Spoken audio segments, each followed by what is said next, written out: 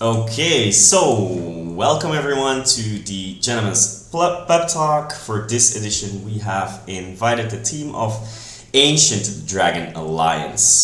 So, after a successful sellout on their Ancient Dragon relics, they are getting ready for their main mint, which is happening this Saturday, if I'm correct. Yeah, that's correct. Saturday, Sunday, and Monday, depending on which phase we're referring to. But yeah, it kicks off. The earliest one is Saturday for the people who are holding the heritage version of our ancient dragon relics. All right, perfect, perfect. Before we get started, anyone listening or tuning in here, if you have any questions, just feel free to throw them in the chat. I'll make sure to address them during the pub talk or after the pub talk, depending on the topic we are on. So make sure also to stick around to the end, as we'll also be giving away instructions on how to win one of the last. Yeah, I think I can say last whitelist spots because the mint's already this weekend for their main mint, as well as an ancient relic and the new NFT Dragon NFT giveaway. So make sure to tune into the end. So you know the drill for those who've been here before. We're gonna give you a special instruction to make sure to mention on the Twitter post, which will give you benefits on winning.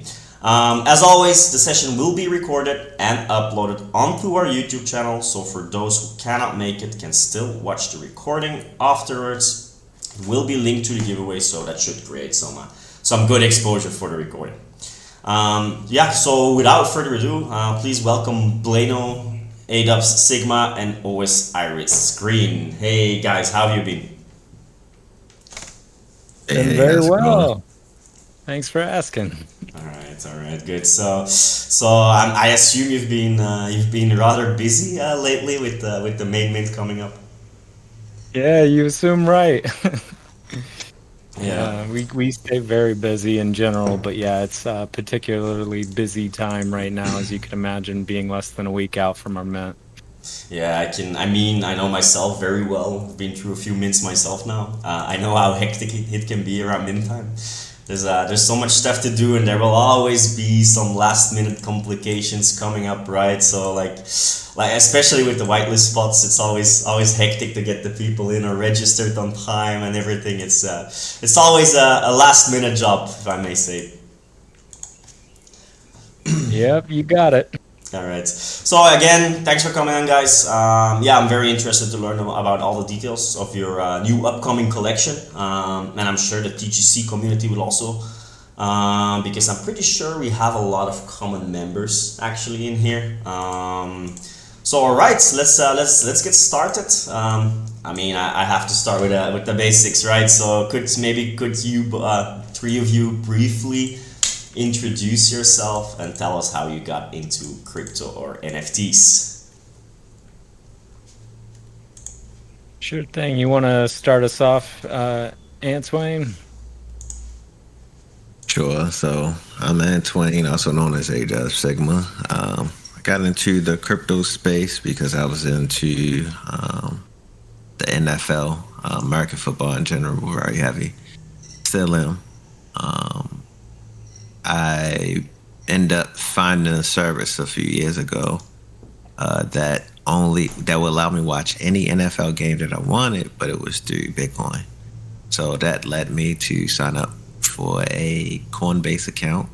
And from there, I started getting the advertisements from Coinbase and then started to get curious and started doing research. And then that's how I stumbled into crypto. So I was doing that for a few years. And then I was doing a little bit of NFTs, mostly like with gaming and stuff like that. But then I would say I seriously got into NFTs in 2001, which was the CNFT space towards the end. So I took a few months doing research because I didn't really want to pull a trigger just yet. And then my very first NFT was, I think, a week after Boss Cat minted, and I ended up buying Boss Cat for my very first NFT outside of like the gaming NFTs. So I had a couple of gaming NFTs over on Gallic Games, but I don't really count them, to be honest with you.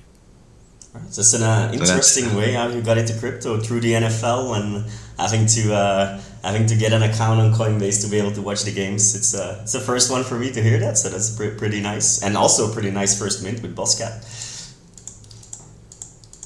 Yeah, appreciate it.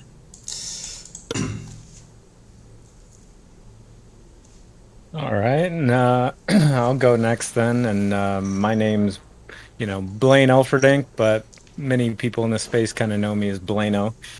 And how I got into crypto and NFTs, kind of a long story. It's funny because I was aware of it for a very long time, and I always knew that I was kind of like built for it, but I never really had the time and was almost scared because I knew if I started looking into it that I would kind of fall headlong and it would kind of consume my life. And eventually that ended up being true.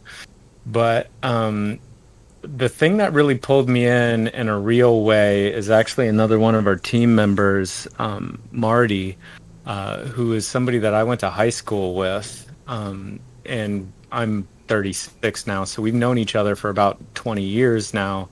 But he called me up one day and was like, "Hey, I've got an idea, for something I want to get into, and I wanted to run it by you to see if, it's crazy or whatnot." And I'm kind of a sounding board for him on a lot of things, just because I have a sort of business sense, right? Like I got like an MBA and a 4.0 GPA, and we've known each other so long, and he knows I'll tell it to him straight, whether it's a dumb idea or there's something there. And I was like, no, you know what? There's something there, especially after digging into it.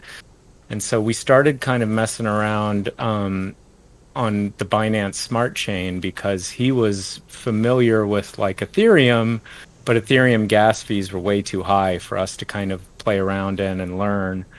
But then as I started educating myself and figuring out the ins and outs of all the different chains and what's going on, I didn't like Binance for a number of reasons. But it came across like Cardano, and it really impressed me on a number of ways, right? And as I started to kind of take a look at the landscape of crypto, I kind of saw as I like looked, 5 years out, 10 years out, that it was the place that I kind of thought was the best position to kind of, put roots down, so to speak, and to really kind of understand the ecosystem at large, for a number of reasons, from like the UTXO architecture and the fact that they kind of do their computation off chain and just treat the layer one as a settlement layer.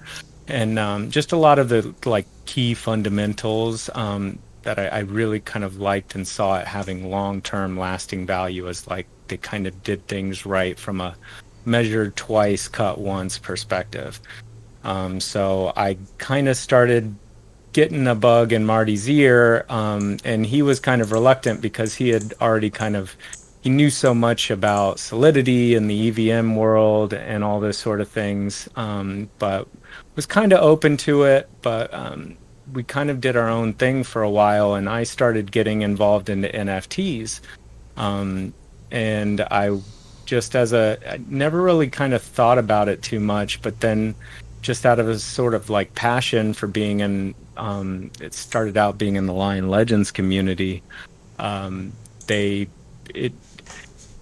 had an opening for like a community manager, and because I was just so active and helpful in the chat, everybody was kind of ushering me into that position. So I thought, well, why not, right? And so I did, and then the rest is kind of history, because that led me to the point where I got in contact with Osiris Green, who at the time was the community manager for the Lazy Llamas. And I've been in and around the kind of Cardano NFT space for about a year now, and fell in with the dragons here, and it's been a real great experience, like a real all-star cast of like the who's who of who you would want leading a project. And so I ended up bringing Marty in, right, and saying, to him, like, I've got like a real cool spot and some real impressive people here who are trying to build something of value. And so we brought him in, and that kind of rounds out the core 5 team members. So yeah. well, him and Lavender Jones. So between that's all 5 of them. All right. What about you, Osiris? So I'm back now. Woohoo! Hey, welcome back, man. Thank you. My first experience with crypto was way back in 2014. I'm a bit of a computer junkie, so I was like building, fixing, repairing computers as a side hustle kind of thing, and exploring different stuff. And I had graphics cards. I was really big into gaming, and I kept hearing about how you could make money with your graphics cards when you're not gaming, and I was like, that sounds pretty cool. So I got my 2 HD 7850s at the time and started mining Dogecoin because that was the most profitable thing that you could mine on a graphics card back then. And I made a lot of Doge, like a lot. And but it was just a meme thing. I was really into like Reddit, just having fun and stuff. So I started playing poker with it and just playing around. But it was worth some money, but it wasn't worth enough for me to care about, right? And I didn't have the foresight to see how big crypto could get, right? It was just something that I was doing as a hobby and something that I was enjoying doing for fun. Little did I know, though, had I saved the Doge that I had mined until, 2019, 2020, that probably would have been worth the better part of $750,000, right? So, I did have some Doge when it spiked up around 76 cents. I did have some, and I sold it, and I made a few $1,000s, which was nice.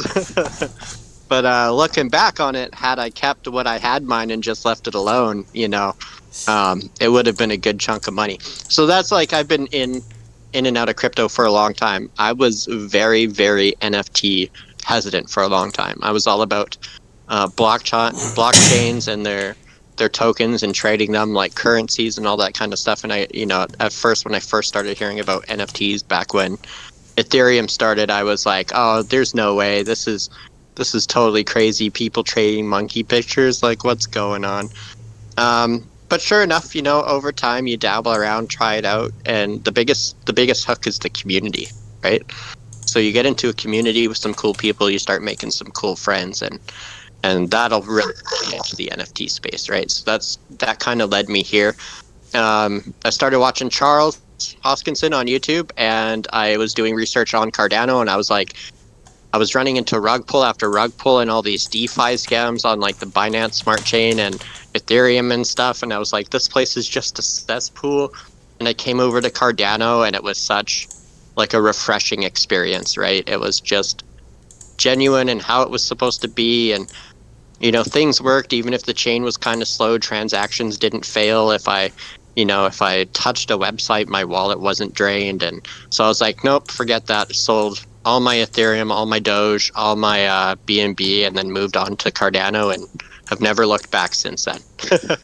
Yeah, I feel you, man. I mean, like, same for me. Like, the Cardano space is very, let's say, user friendly for people starting with NFTs. It's great to start experimenting and everything. We all have a what if story. Like, you would, what if you kept mining those Doge coins? My what if story is my first actual real mint was actually Ape Society, and I with 2 friends we minted 9 apes, and unfortunately we sold them 2 weeks later, which is pretty painful right now. So yeah, I guess everyone has their what if story at some point. All right, so yeah, I've seen most of the team actually around in our Discord, TGC Discord, other Discords. I feel you guys are well-known people within the space, I think I can say. I know Blano briefly touched upon it, but how did you exactly get together? I know the story about Blano and Marty, but do you guys know each other in real life, or were you just at some point because you're in the space together, like, hey guys, let's start an NFT project? So the short version of that is me and Laugh knew each other from another project that we served on. But it was around the time I first got into space. Me and him ended up in the Discord together as admins. Moving forward, we created a podcast called Collective Conversations, which is still running to date. And it's a CNFT podcast where we interview upcoming projects or projects that are already established, different things like that. and we held that particular podcast on the platform on a certain Discord, and that's where we met Jason. I seen Jason. I was in Lazy Llama, so I seen him around. I wasn't heavy into like Twitter Spaces and super engaging in Lazy Llama, so I didn't know Jason there. I more so started to learn and get to know him in the other project called the Black Tie Collective. And we decided to start a PFP project, and we was like, okay, who else can we bring on board? And we brought Jason on board as a co-founder as we started the inception of the project. And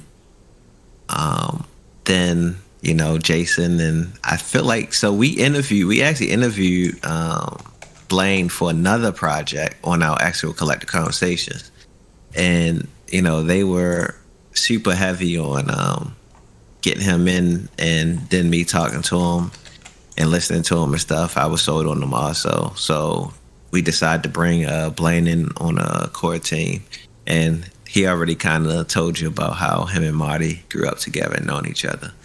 So we met in the space, but I feel like we developed a super cool friendship, to be honest with you.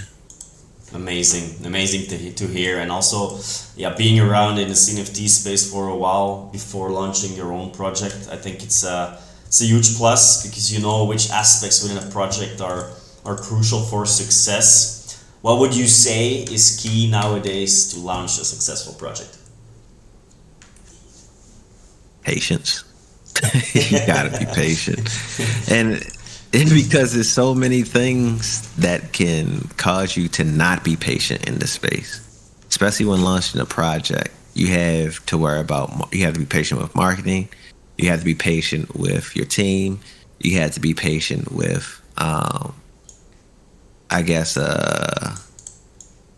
subcontractors, you can say. Mm-hmm. Whether that's your artists, your developers, or whoever, you have to be patient with them. You have to be patient with your community, asking you, questions that you may feel as though that you answered. And it all goes back to patience. If you can master patience, you will do pretty well. And you look at some of the projects who seem like they move very patiently and really calculate and think things out. They're successful. So I would say for any project, patience is super important. Yeah, patience indeed. And Rome wasn't built in one day, so you gotta be patient, man. You'll get there one day if you keep up the work. I agree with that fully. Yeah, there's a bunch of stuff. There's really a long list of things that you need to be successful, because it's not easy. And I think if you're on the outside looking in, sometimes it looks easier than it is, especially when you're on the inside, when you're on a team for one of these things, you can tell, right? Like, you need work ethic, you need delayed gratification, right? You need good communication skills. Both with your other team members and also with the community. You need to constantly keep that line of communication open. There's just a ton, Mm-hmm. a long list. And you really got to be willing to work incredible hours for little to no benefit for a while, right? Too. Like, Definitely. yeah.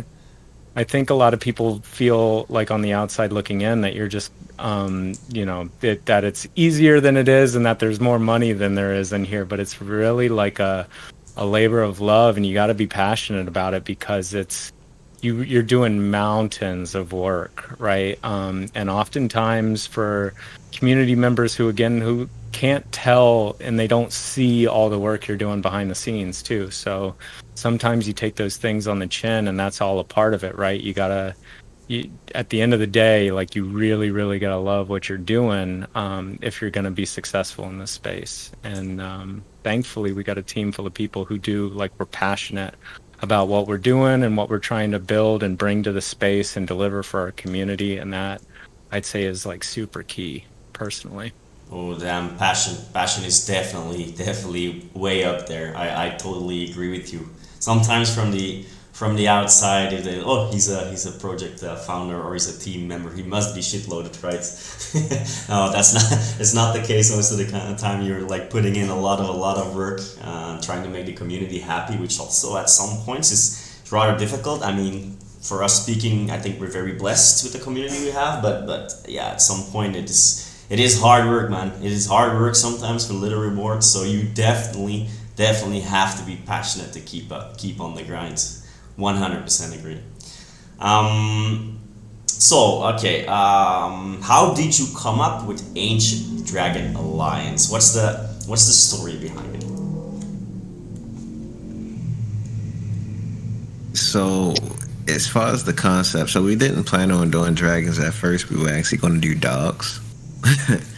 And you'll notice throughout our collection that a lot of our dragons are pretty dapper. So we evolved from dapper dogs to dapper dragons.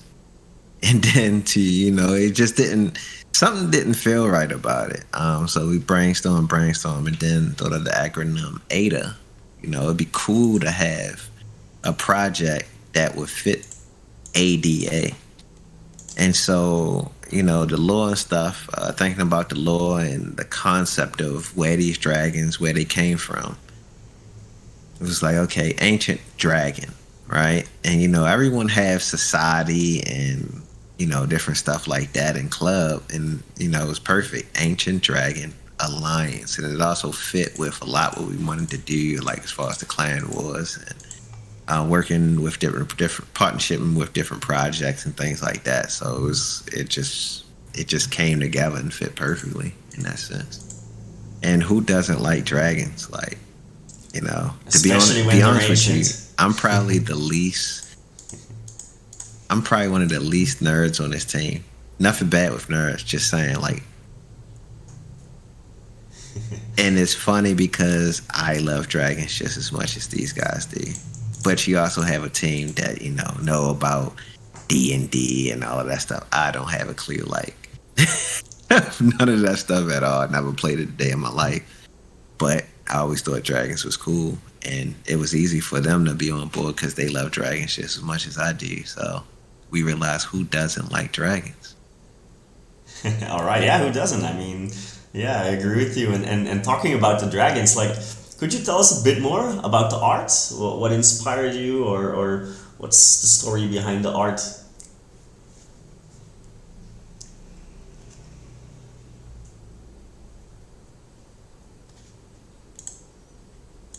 Okay, I muted myself 1 second. Sorry for that. So, what I was saying about the art, you were talking about the dragons.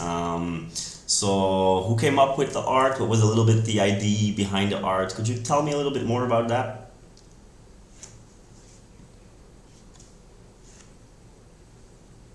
So, okay, go ahead, Jason. Oh, no worries. If this is something you want to answer, it's up to you. No, it was just quiet. Okay, yeah, no worries. So, back when we were first all getting together, I was a big fan of Collective Conversations, the podcast where they were hosting like legendary projects just as they were getting off the ground, right? Like they were interviewing Jim from Ada Invaders and Space Pugs Alpha and stuff, kind of all before they became the legendary projects that we know them as today. And I was just enamored with the whole thing, and that's kind of where I met them. But one of the projects they interviewed was brand new at the time, was called Frog Factory. And they had this really cool collection of frogs, and they were going to do this dart game where they were going to reward traits from this dart game that they played every week and stuff. And they were just really cool people. The collection seemed really cool. The whole idea seemed really, really neat. And then, fast forward a few months later, we're even better friends at that point, and we're looking at building a collection and deciding what we want to build, how we want it to look, how we want to deliver it, and we're starting to talk about art and like what kind of artists we would get into. And we kind of knew the artists from the Frog Factory, right? They're real life tattoo artists in the United States. They do really incredible work. And we really like the Space Pugs Alpha collection as well. There's like a quality to the color. There's like a richness and like a depth of color and like in the shading and stuff. It's a little bit different from some of like the cookie cutter Fiverr art NFT you see in the space sometimes. There's like a love and like a really neat sense of color and palette and stuff that we just loved. And so we decided to talk to them and see if we could work something out, get some conversations going, get some test pieces done up, and they delivered like a few test base models and stuff, and we were hooked, right? They delivered basically our dragons as they look now. And we were just totally floored because we were like, we want dragons, but we want them to be like human dragon hybrids for the lore and stuff that we want to do. And they delivered like a humanoid dragon, and it was just perfect. So we couldn't be more, we couldn't be happier to be working with them. They were just such perfect fits for our artists. And that's for our main collection. And then we also wanted to do like a membership Genesis token. And we're all big fans of art in this space, as you'll notice. One of the things we like, and as NFT gents, is we're really big fans of art and quality and uniqueness, and we have a big thing for 3D collections. A lot of work goes into 3D collections. They look just incredible, and we really wanted some 3D NFTs in our project, right? And we were searching around for a while, and we came upon Murdad from the Leon Art Group.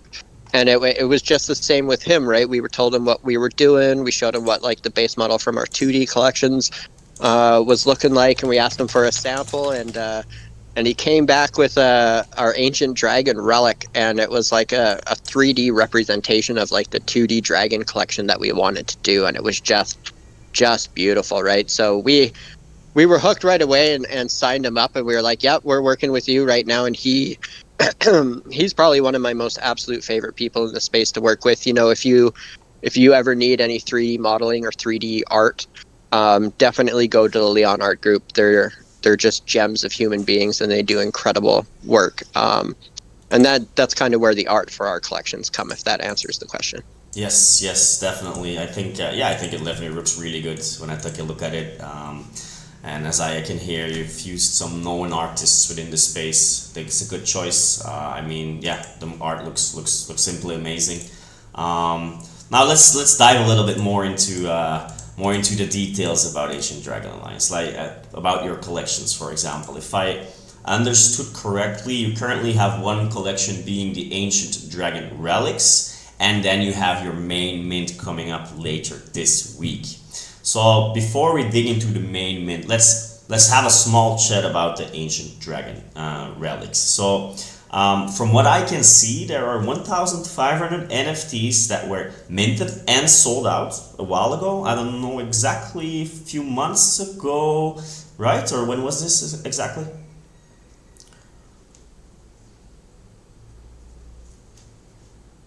So our collection sold out early November, so November 12th, I think. Okay. We split the collection into two separate mints. So we minted the first collection, and then we sold out half the collection, and we called that Chapter 1. And then we allowed our early OG members to hold those relics through 2 snapshots over a period of a couple of weeks, and they would be able to upgrade to a better heritage version, which has like more animation to it, lightning, sound, like a richer, more magic, more powerful quality to them, right? And to our surprise, over 95% of people held them through both snapshots. So almost all 800 relics that were minted were diamond handed by our OG community through both snapshots, which was really cool. And then we released the second half of the Ancient Dragon relics. I believe it was November 12th, and they sold out within 12 hours. All right. So talking about the differences in relics, because I've been checking on secondary market. There's different colors in relics. Some have lightning. There's even a golden relic I saw. Could you tell us a little bit more about the differences in rarity? Yeah, for sure. So we'll break it down to the things that are the most important, which is really simple and easy. You have your upgraded heritage relics. Those are the ones with the lightning and the thunder and the sound and the color. Those allow you to mint 4 from our main collection at a 15% discount, and they also get to mint in the first 24-hour period. So that's one thing you should be aware of. And then the next thing in the Dragon Relic collection is the Ancient Dragon Relics, which makes up all the rest of our Dragon Relics that aren't Heritage are Ancient Dragon Relics. So that's like our standard membership token. Those allow you to mint for 3 from the primary collection at a 10% discount, which is 62 ADA. And they'll get their own 24-hour mint window with our whitelist as well. So the two main things to remember about our relics is there's a heritage version, an ancient version, and then there's 14 special gold relics that were minted in the collection, and they're basically like the heritage version with a few extra cool benefits, like they get a free NFT from every collection going forward, and a few things like that, including from the main collection. So there's some other things to the relics, but those are the main 3 things you need to know, right? There's a heritage version, an ancient version, and a special gold version. Then we have, just for fun, for aesthetic purposes, in both the ancient and the heritage, we have 3 kinds of material: stone, marble, and obsidian. Stone is the most common, marble is somewhat rare, and then obsidian is considered to be rare, right? We put those more in for, community enjoyment, right? And to have like a bit of variety and stuff. But if you do hold, regardless of what kind it is, if you hold a stone, a marble, and an obsidian, you get a special role in our server called the Hydra role, because it's like having a Hydra dragon. You got 3 different heads, right? So if you have one of each material type, then you get the Hydra role, and that gets you access to a special tool that we've built in the server as well. Which leads me, I'll just side tangent onto this real quickly. We have some tools and some bot developments that our team has been building and is available to our community. So if you own a Dragon Relic, just one, you get access to our floor bot, which shows an NFT anytime it's listed on JPEG more than 10% under the collection floor. It will post. It'll post that listing in a channel. So it's like a stream of sales that you can look at if you're looking to snipe either some cheap NFTs from a collection that you're trying to hunt, or if you're like looking for something to flip, that kind of stuff, if that kind of thing interests you. Or you can use those things to make money, which some people have. You can sometimes find some crazy, amazing deals on there, right? Just the other day, we had a Makasi whose floor was like 500 and something. Someone dropped one at like 350 or something, right? So that's like a instant 200 ADA profit. So we have some cool tools like that. If you have the Hydra roll, which is a stone, a marble, and obsidian, then you get access to a slightly more advanced tool that will show when NFTs are being listed. It'll show their traits if they're being listed under the trait floor for that trait, that kind of stuff. That's going off on a bit of a side tangent, though. Yeah, so the main thing you need to remember is there's heritage and ancient, and those get 2 different kinds of whitelists at 2 different kinds of discounts. Then we also have some fun utility for them, right? Like you can stake them and earn horde, and then the different types of materials will earn you slightly different amounts of horde and stuff that you can use for our raffles or minting or upgrading NFTs and stuff in the future. But we can get into some of that stuff in a bit. Yes, exactly. All right, no, perfect. So, yeah, talking about utility, I think you just named it. So that the main utility behind the ancient dragon relics for now is the discounts on the main mint, correct? And also, yeah, the tool you just explained, etc. And staking will also be there in a later phase. But right now, the main utility behind the relic is certain amount of discount related to the new mint. Staking is here now, just to clarify and make sure that's clear. Like, we've got staking through Mutant Labs and we have Horde, so there are plenty of people. I'd say the overwhelming majority of our relics are staked right now, and people are earning Horde for that. We also have staking set up with Cardano lands and Crocs, right? The Cardano Crocs Club. So As soon as the Cardano Crocs Club stuff is live, you can earn triple yield on your Ancient Dragon relics, and soon the main collection itself here after the weekend. All right, perfect. No, that's clear. Can you maybe summarize shortly what the benefits are related to the new mint? Because I mean, the new mint is coming up shortly, so I think it could be important for people to get a summary on this. So depending on which relic they hold, they will get a certain amount or discount this Saturday, right? You want to take this one, Jason? Yeah, absolutely.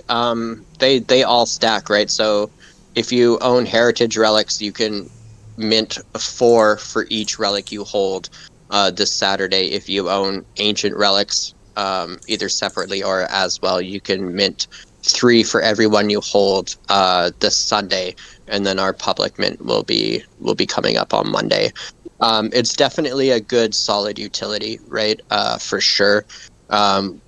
If you go into our server and see like our history of giveaways and raffles and stuff, like I've added it up, and since we've started, we've given back about 30,000 ADA to the community since we launched the project, right? So it's not like we're posting a raffle here and there, right? Like we have, I think, 6 NFTs up on raffle right now. One of them's a boss cat. We just raffled off a Kong a couple of weeks ago, and then coming up into the clan wars, it's going to get even bigger, right? So you definitely want to be staking. You definitely want to be earning that hoard.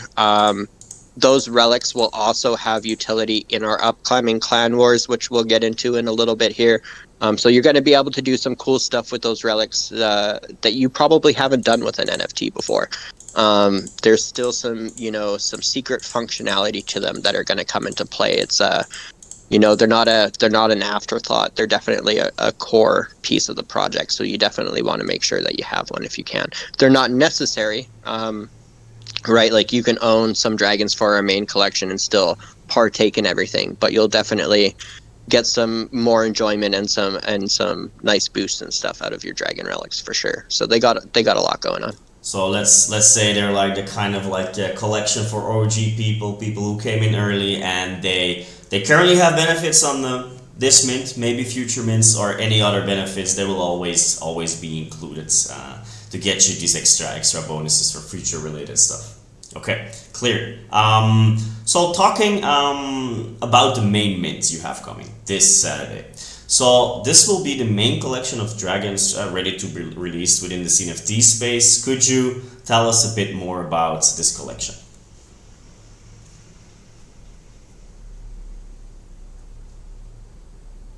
Sure, yeah. So there's 5,555 human dragon hybrid PFP NFTs.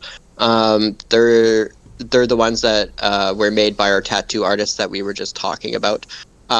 We have a huge wide variety of looks. Like if you look throughout our collection and our sneak peeks, you'll notice that there's not a single theme that they get stuck into, right? Like you're gonna have a range of looks and a range of NFTs that you could use as PFPs that will give very unique, very different vibes, right? So that's a really, really exciting factor to them, right? And then separate from that, they're going to be kind of like your main utility piece and your main entry into the clan wars, where you're going to have different bonuses for different traits, or maybe collections of traits and that kind of stuff, and that will be able to get you points both individually and potentially collectively within your clan when it comes to the clan wars. There's a few other secrets baked into like holder roles and how many you hold, and like what kind of things those will allow you to do within the clan wars themselves, and what kind of utilities and stuff that they come with as well. Yeah, I think that mostly covers the main collection. If you want to know more, you definitely can pop into our server here and check out our dragon paper. It kind of highlights like all of the clan wars in detail, and how that all works, and then our holder roles and how that all plays into it, and the different drafting phases depending on how many you hold and stuff to get into what clans that you want to get into, and that kind of stuff. It's pretty neat. That gets into a little bit more detail though, outside of just the main collection. Mm-hmm. That's more getting into the functionality of the NFTs themselves. the Clan Wars itself is kind of one of the main utilities that we wanted to deliver to the community, so that they have a way to engage with and interact with the project and enjoy their NFTs while we're building additional utilities alongside it, right? So we didn't want to, we have a lot of experience in projects around the space, right? Many of our team members have been mods and community members, and we've seen the kind of pain points that projects can have when they have great roadmaps and they have great things they want to build and they mint their collections, but then you have to wait 3, 4, 6, 7 months down the road, right, for them to start delivering, and that can be really hard on the community and the project as a whole. So we wanted to make sure that we had something ready to go really soon out of the gate, so that they can enjoy their NFTs while we're continuing to build additional utilities and functionality and tools for the project as well. All right, that's clear. Yeah, we're gonna dive a little bit into the Clan Wars later for sure, because I think this looks very, very interesting. I love these gamified aspects to it, so we'll definitely get back to that. Talking about the collection, so the supply was 5,555, right? That's correct, yeah, and that Okay. also reminded me of another thing. The reason why we set the relic quantity to 1,500 is because we know on average, for an average collection in the space, if you have a 5,000 collection, your average holder ratio is between like 1,000 and 1,400. So we want to make sure there was enough relics for every holder for our main collection for those utilities in the future as well. But yeah, it's 5,555. Okay, and what's the mint price going to be? For, let's say, for public, because I know, let's say the public mint price, because I know depending on which relic you hold, you'll get a certain discount. So let's say the public mint price, what will it be? So public mint is 69 ADA. We do have enough relics and whitelists that could technically mint out a majority of the collection. Of course, you don't usually get 100% mint out for whitelist and your OG membership tokens. So we do expect some to be available for public at 69 ADA. All right, clear. Yeah, I think that's always a good idea to get like your public sale. Could possibly get sold out with the whitelist spots, but there's always people who are not gonna mint max that leaves a bit for the public. So I think it's a great approach. You are also talking about different phases in the mint. Could you elaborate a little bit on that?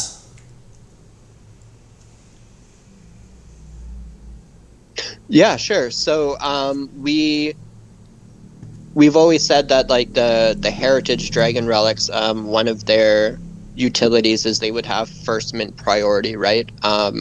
So half of our dragon relics will be minting within the first 24-hour period on Saturday. And then the second phase of the project is for our standard membership token, which is our ancient dragon relics, and those will be minting our dragon PFPs for a full 24-hour window on Sunday, alongside with our whitelist. So we'll have the ancient relics and our whitelist minting within that 24-hour period. And then the third phase is public, and that comes on Monday.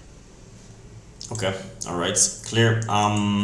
So I think you briefly touched upon it as well before, but could you maybe summarize what's the real utility and concept behind this collection? I know you talked about the clan wars and the possibility of staking. Maybe could you give me a brief overview of the entire utility and concept behind this collection? For sure. So I'll try to keep it as short and sweet as possible. There's a range of tools and bots that we're building. Like we've got the two NFT market bots that show you trait listings and floor listings below their floors. Those aren't the only versions of those bots. There's more versions coming, and there's upgrades to those that will be made as well. We recently released like an engage to earn inventory bot. So, if you're reacting to our posts in certain channels and liking and retweeting with the buttons posted by the bot of our tweets and our Twitter channel, you can earn what we call treasure. And then you can use that treasure to buy stuff in the shop within the bot, right?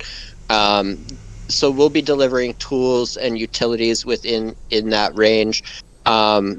We have a really neat idea for something unique that we want to do in the space with regards to a platform that may involve a smart contract. We're kind of keeping that hush hush. We don't want to get too much into that just yet because, you know, as soon as you say something, if you have a good idea, if it hasn't been done right, like everyone will be jumping to kind of copy it right away. So it's, you know, we're looking into those kind of things. There's stuff in that direction that we want to do. We've talked to some people and we're in negotiations and seeing if we can make that work and how we can make it work and how long it's going to take and all that kind of stuff. Yep. All right. Yep, that's clear. Sorry, my smoke alarm is going off here.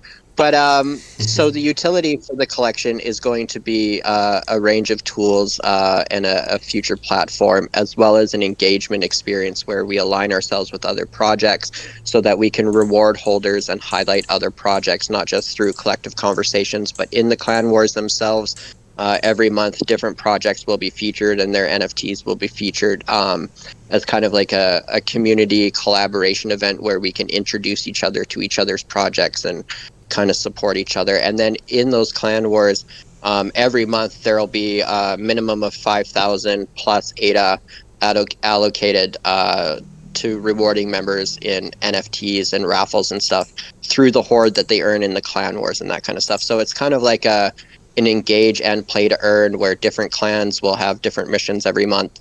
And they can earn points in the winning clans, and top performing players will be rewarded the highest amounts, and then the second place clan and third place clan. So we have that, you know, all lined out within our dragon paper as well. So there's going to be like an active participation, rewarding your holders part while also building out utilities, and then a longer term project plan of building like a more sustainable development and actual tools that not just we could use, but potentially that projects in the space in general could use as well. I would say that's kind of like the rounded idea of the utility of the project. All right. First of all, man, your smoking alarm is going off and you're finishing your answer. That's real dedication. maybe you should check what's going on. Maybe there's a fire or something. Yeah, we're trying to turn it off at the same time. Sorry about that. No worries. All right. So yeah, you briefly touched upon the utility. So there's the utility aspect on the different bots that people can use. There's a gamified aspect with instant possible rewards. So like a pool of rewards with this gamified aspect, and then also some other future stuff which is in early stages of development. Just to summarize on the utility. So I've seen you've put some serious work into creating that gamified aspect within Ancient Dragon Alliance called the Clan Wars. Maybe can we get a little bit into detail about what these are about? Sure, yeah. So the Clan Wars has been around since the very earliest iterations of this project, right? From when, as far as I've been on the team at least, right? And they brought me on very early, months before this was ever made public in any way, shape, or form. And the Clan Wars is one of the things that really sold me on the potential of this project.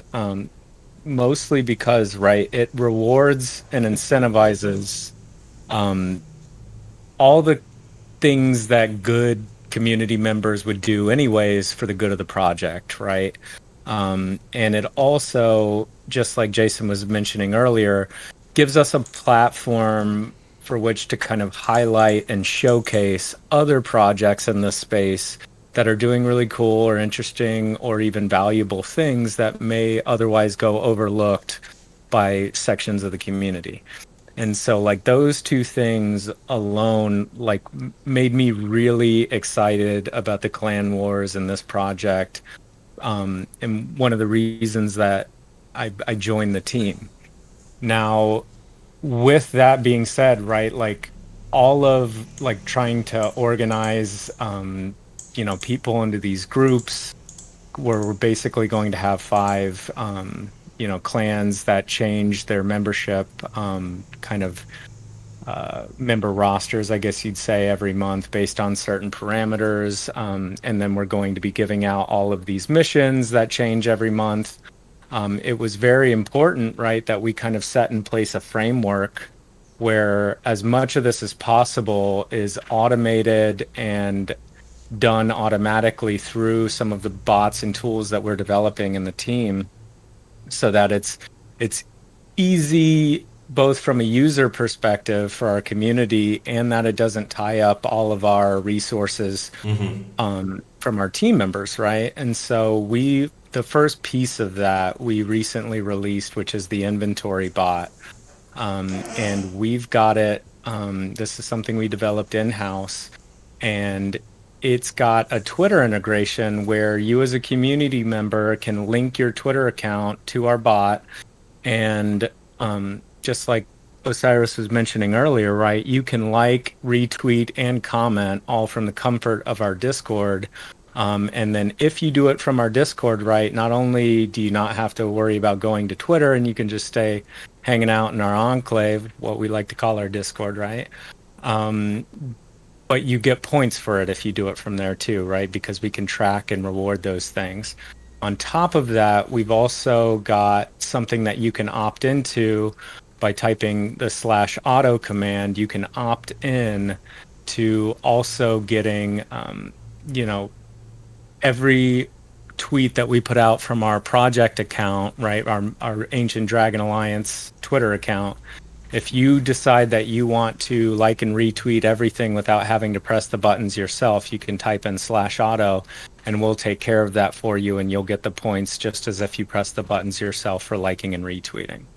Our kind of main developer, Marty, likes to equate that to staking your Twitter account, right? Where you just kind of earn passive rewards for having a Twitter account and letting us, use it to promote and get a little bit extra reach for the project. And so that's one of the key pieces that we have for the Clan Wars itself, right? Because now that enables us to, we can raid a tweet, and then everybody who interacts with that tweet, not only are we giving you what we call treasure points in our server, but you also, we can tally and record that and assign points for it for the Clan Wars as well, right?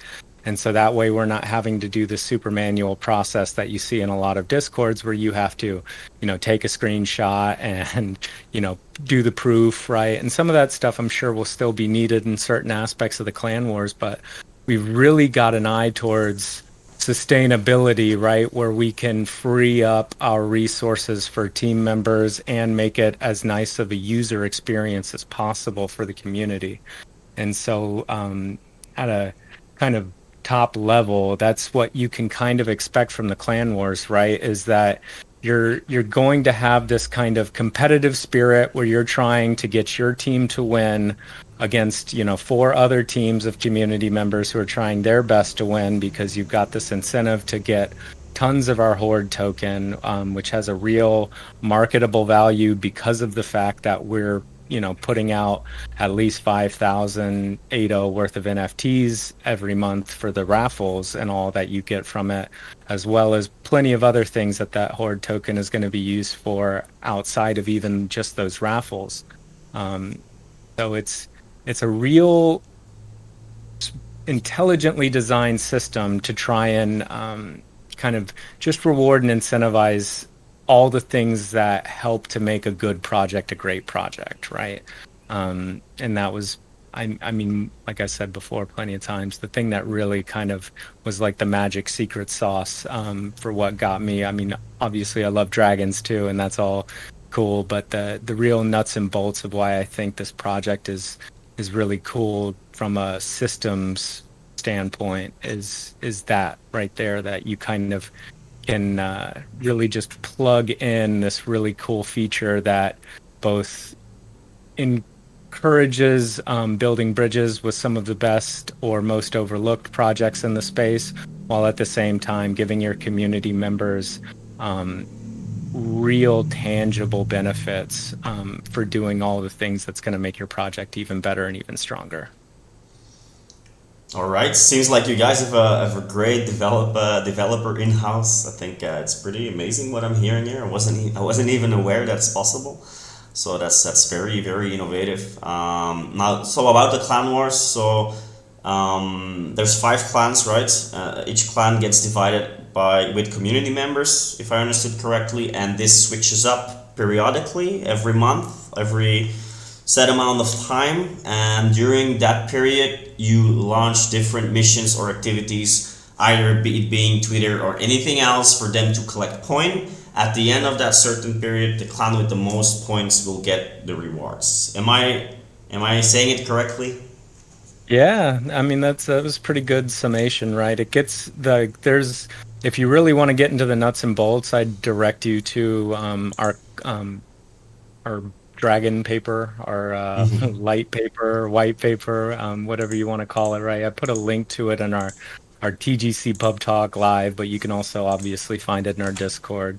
Um, there's a lot of particulars into how we form those clans every month and what the structure is, and the time frame of the month, right? Because there's kind of like a period of which time we're like forming those teams, and then there's actually the part where you're doing the missions and collecting the points, and then there's like a little bit of downtime at the end as we tally all the points and make sure everything is in there, and then get ready for the reset and the new month to come out. So the particulars of all that sort of stuff and the type of missions and all you'll see, I'd encourage everybody to go look at our dragon paper, because it's pretty meaty. It's got a lot of details in there for all this sort of stuff we're talking about in great detail, if you're the type who loves that stuff like me.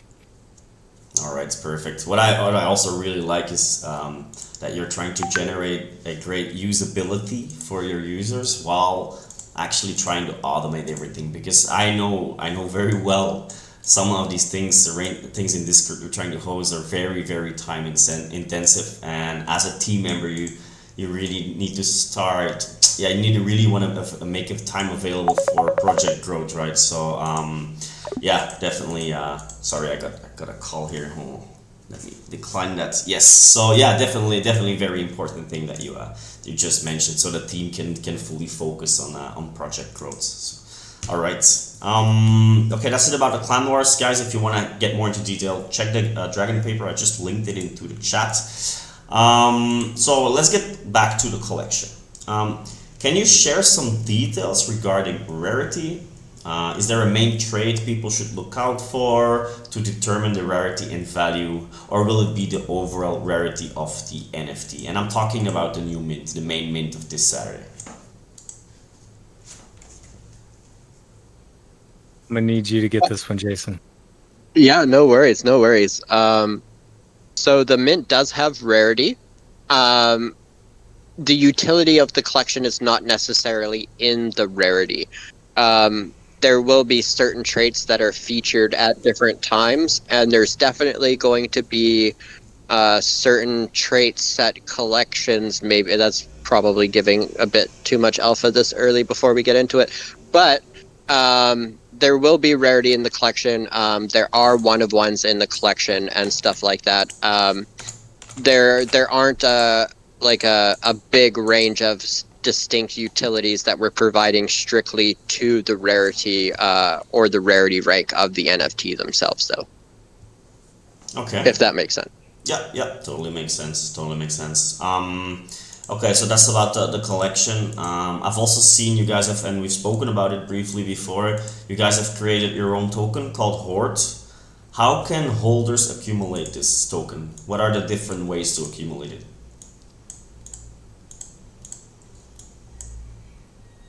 Sure. So our Horde token can be earned in three primary ways. One is through staking either your dragon relics or your dragon NFTs, which is our main collection coming up this weekend here. The other primary way to earn Horde is going to be through the Clan Wars. That's going to be one of the primary functioning economies of the Clan Wars, and how the rewards work, and then how you can partake in the huge ADA rewards in regards to NFTs.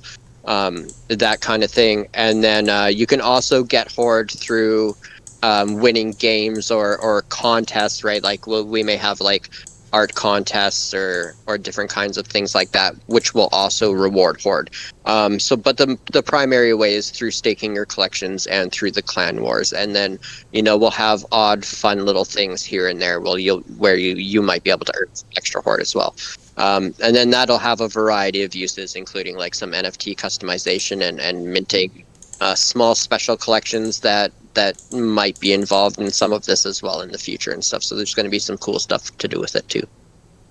Also, I'll add one more thing to that, right? And right now you can also, when you earn the treasure points I was talking about before from the inventory bot system we were referencing, those treasure points can be exchanged for Horde in various amounts, right? The more you kind of save up, the better that conversion rate is. So that's yet one more way you can earn Horde right now. All right, clear. Maybe are there any benefits for holding a certain amount of relics or a certain amount of dragons, like a discard roll or any extra utility? So there's no distinct benefit for holding certain quantities of relics beyond the 3 different material types to get the Hydra roll. Their benefits do stack though, right? So the more relics you hold, the more Horde you earn while staking, and we've seen that be very lucrative to a few of our members already. And some of them have already received portions of their investment into their relics backed on what they've received in our raffles and stuff like that. But our main collection does have very distinct, very specifically designed benefits and utilities based on the amount of dragons you hold.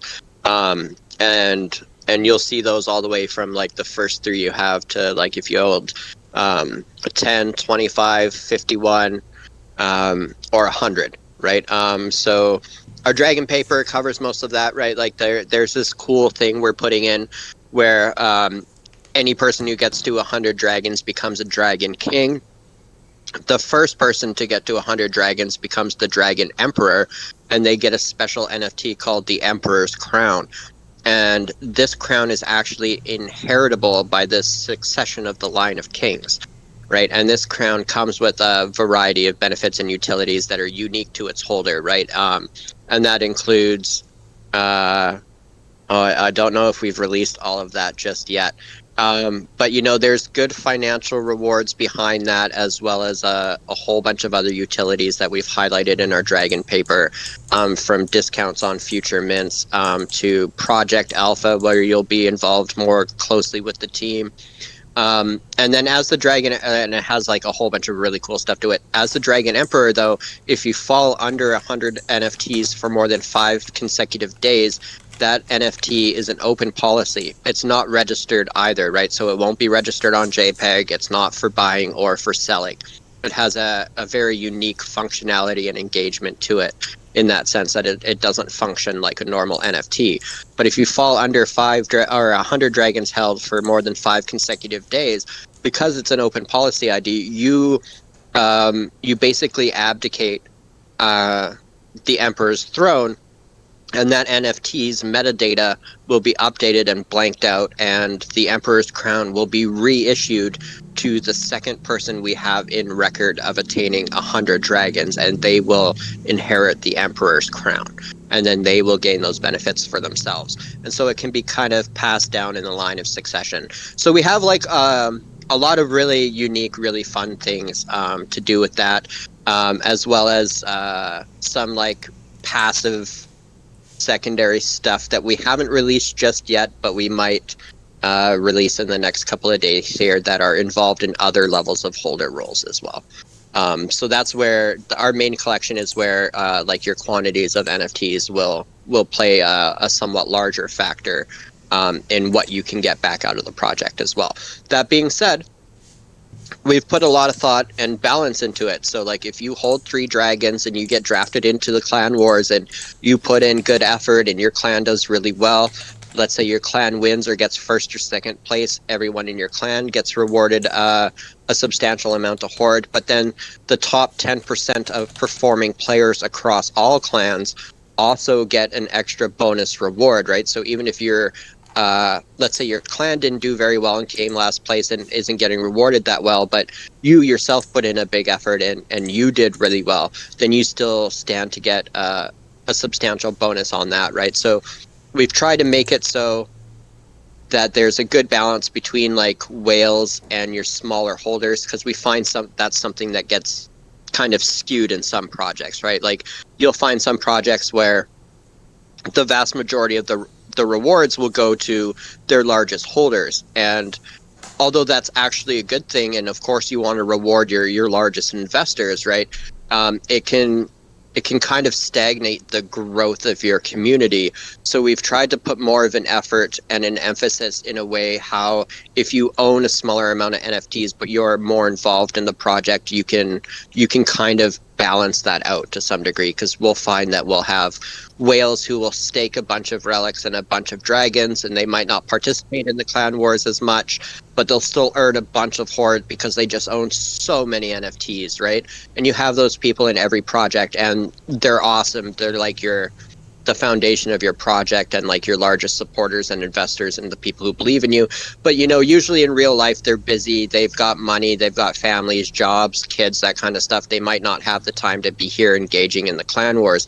So we wanted to try to provide an aspect within the clan wars where smaller holders can kind of catch up to some degree, or at least rank up a little bit better compared to maybe some passive whales that aren't as involved. But if you're a larger holder and you're heavily involved in the clan wars, well then you're just going to come out on top no matter what. But we tried to put a large effort into the balancing aspect of how the project rewards its community. All right, great to hear. Yeah, it's always about finding the right balance between your, let's call them smaller holders, and your whales. On the other side, the people whales are, as you said, they are your stakeholders of your project, right? They are the ones being by your side as well. So definitely they need to get rewarded. But it's about finding or putting a team together and finding a certain aspect or play that will benefit the entire community as well as the smaller holders. I think that is very crucial to sustainability of a project. It's something we also struggled with in the beginning, and we had to adapt and also provide something, our gent notes for the smaller holders. So definitely good that you guys are looking out after the entire package. Okay, so what should people look for when buying a relic or dragon from secondary? Is that something you can share already? I think we talked about the relics already, so let's talk about the main mint this Saturday. So let's say people want to buy from secondary, for example. What or they have minted. What should they look for? What's going to be rare?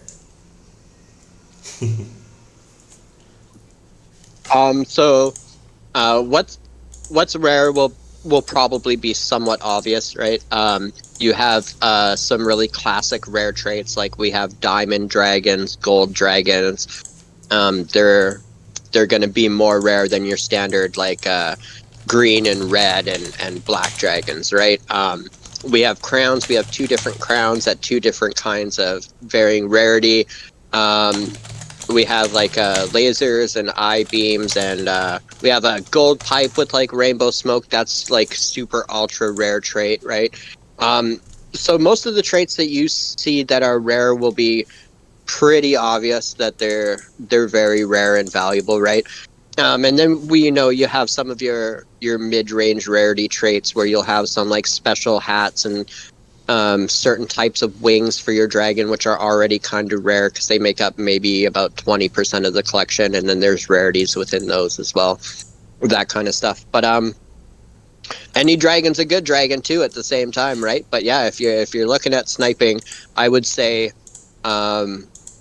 many of the rare traits should come across as pretty obvious. We've made an effort to, the whole collection looks great, but like some of the rare stuff is really eye-catching. Like you'll notice it right away. Will stand out, definitely. Okay. Yeah. Oh yeah. Okay. Clear. There's some that stand out. There's some that don't. I will say, right? And I love my TGC fam a lot, right? And particularly, right, like you, Shani. I don't know how to pronounce your name Shiniza. because I've always just read Shiniza. Is that Yes. right? Yeah, that's right. Good to know. Perfect. Cool. And then Mr. Kaya too. Like he's a cool guy that I get along with real well.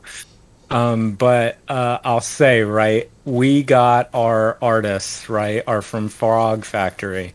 And so just to give a little bit of alpha here, they also worked on a couple of other collections you may or may not be familiar with. So keep your eye out for something that you might otherwise miss. Little bit of a tease, little bit of a hint there. They left their stamp if you're looking closely for it. Just a tip of my hat to you all. Just want to make sure, tip my hat to them, to you guys. Keep an eye out because there's some super rare traits that are nods to maybe some of their other work. So just keep a keen eye out there. Just a little bit of alpha there because I love you guys so much. Cheers, Blano. That's really gentlemanlike. Love it, man. Thanks for that. All right. So, yeah, I was gonna ask for more alpha, but I think you've given us a lot already, so I don't dare to ask that question. Is there anything else, guys? Is there anything else? I know it's a lot. There's a lot going on with you guys, so I'm sure we're not able to touch upon everything. But is there anything crucial or that you would like to mention?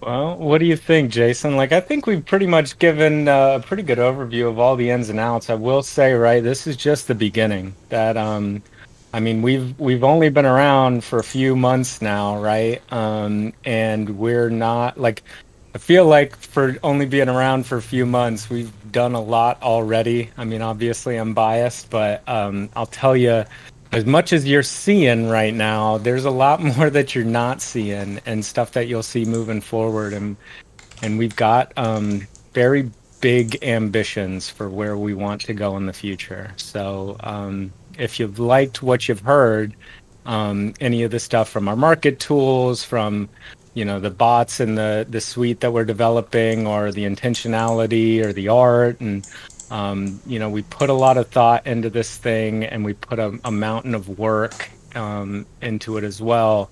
So I would say, right, if you just kind of map that out and kind of see where we might be in a year or two, come by, stop by, grab a relic off a secondary if you're not already, holding one, and then join us on our mint, right? And be along for the ride. You're still early, and we'd love to have you. Anybody that's here in the gentleman's Discord is, the type of people we like to hang with anyway. So you are more than welcome. Come on by. We'll save you a seat. All right, cheers, Blano. I'm going through chat now. I think I missed maybe one question of Swoops. I think you briefly answered it, but he's asking, for brand new folks, what would the Ancient Dragon Alliance team suggest for people to get maximum alpha? So I assume you mean by that, Swoops, is what's the best investment right now if you're planning to, if you want to get the maximum out of it? Is that what you mean? Yeah, I guess I'd say, right, like it depends on what you're looking to spend. Because it's funny, if I'm understanding his question correctly, I've gotten this a lot lately, which is like, where do I start? What do I get, right? And it's hard to say, right? Because if you're not quite sure about us yet, and it depends on kind of what you're comfortable spending, because you've got people, like, I think a lot of us are familiar with the name Toki. My advice to him would be something very different from like your average holder, right? So, but right, if you're just looking to dip your toe in, just grab a relic off the floor and show up for our mint, right? And grab like 3 dragons from the mint off of that, and just see, right, how you feel and what you like. 3 dragons is going to kind of guarantee you access into the clan wars, and you'll get like that alone. Those kind of 4 NFTs will set you up to do pretty much everything we have going on. It'll leave out a few things, but you're going to get the bulk of like the real experience. And then if you want to go a little bit more crazy, you can get a heritage relic, right, which comes with a little bit of those extra fringe benefits. Little more crazy, you can grab one of each material type, in the heritage version. If you're really a big baller, right, you get that hydro roll, and you're going to get premium access for those sort of things. And then now you can pick up a few more dragons, get a few more of those holder benefits, and a little bit more of that premium access. So it really depends on how bullish you are on us as a team, and where we're going, and how much you're kind of looking to spend. But that would be kind of my take there. So. All right, I think that's a very great answer, Blano. I think you touched upon most ways. You forgot one. There's a golden relic for 12K. I saw. It's funny, man. Yeah, that there for a long time there was none listed, but yeah, there is that one for 12K. If you're a real big baller, the type to go ahead and get yourself a TGC billionaire, then yeah, you can grab the gold relic. Right now, there's only one, but yeah. I will. It's hard for me to suggest those things though, because it's like the same reason I love to have a billionaire, and I looked at it and thought about it, but it's like it's so hard for me to spend that kind of money. Yeah, But yeah, it gets hard, and it's just hard to advise that to people. But yeah, they get exactly. swooped up at some point anyway. So, all right, no, cheers. Maybe I have one final question. So yeah, why should someone get aboard with you guys? What would you say is your biggest selling point, and what sets you apart from other projects? I would say, right, it's the fact that we kind of cover a wide swath of different benefits, right? Like from the market tools to like the engagement. But if I really had to drill it down into like our best aspect, would be the team itself, right? The fact that you've got Osiris Green, myself, right, Blano, A-Dub Sigma, Lavender Jones, and Marty Rubles being the mad scientist bot creator that he is, right, and master of Twitter and social, media and media creation, right? He's done a lot of our videos. Um, just the way that we all kind of check a lot of boxes, both individually and as a team, and that the strengths that we all kind of have individually, and the way we've learned to kind of lean on each other, and the fact that we're getting better over time, right? Like, because we've only been doing this as a team for, right, even at the earliest stages for about a year. And I think like I got involved in about June of last year, right? So we're still really just starting to hit our stride as a team. But the capabilities and the quality of the people on this team are, I think, just the biggest pro. If you're holding a gun to my head and telling me like what's the one thing, like that's it, right? It's the people. And at the end of the day, that's really what you've got, right? Like you can have everything else in the world, but you're really, when you're putting your money in something like this, you're really counting on the team to kind of galvanize and organize and deliver for you. And for my money, right, I'm obviously biased, but you couldn't ask for a better group of people. So that would be my answer. Awesome, man. It's a great last answer. So there's only one thing left to do for me, and that's our Twitter giveaway. So you guys, most of you have been here before, you know the drill. Probably today I'll put a post live on our Twitter with the recording of the podcast. They can win. That you can win the NFT by completing the mentioned steps in the Twitter post. One of these steps you will only know by listening to the recording or being here right now. So everyone here, in order to win, you have to give me your best dragon roar on the Twitter post. So this is to give an edge for the people who actually followed here live or who actually watched the recording, as we won't be mentioning that step into our instructions on the Twitter post. They'll have to watch the recording. So keep an eye on our Twitter post. It will be up later today. Thanks again to the Ancient Dragon Alliance team for coming on our TGC Pub Talk. Guys, it has been an absolute pleasure and it was very insightful, and I wish you guys all the best for the upcoming mint this week. Thank you very much, and we appreciate you guys having us. Always a pleasure, man. It's one of the reasons I love TGC. I've spent some time here. I spent some ADA here too, you know. Got myself some nodes and some gents. Very happy to have some Royal Kingdom stuff that came in recently. You guys are the best. Like, thank you so much. Hey man, great to hear, Really nice having you, as always. All right, guys, I think that sums it up for today. Thank you everyone for tuning in.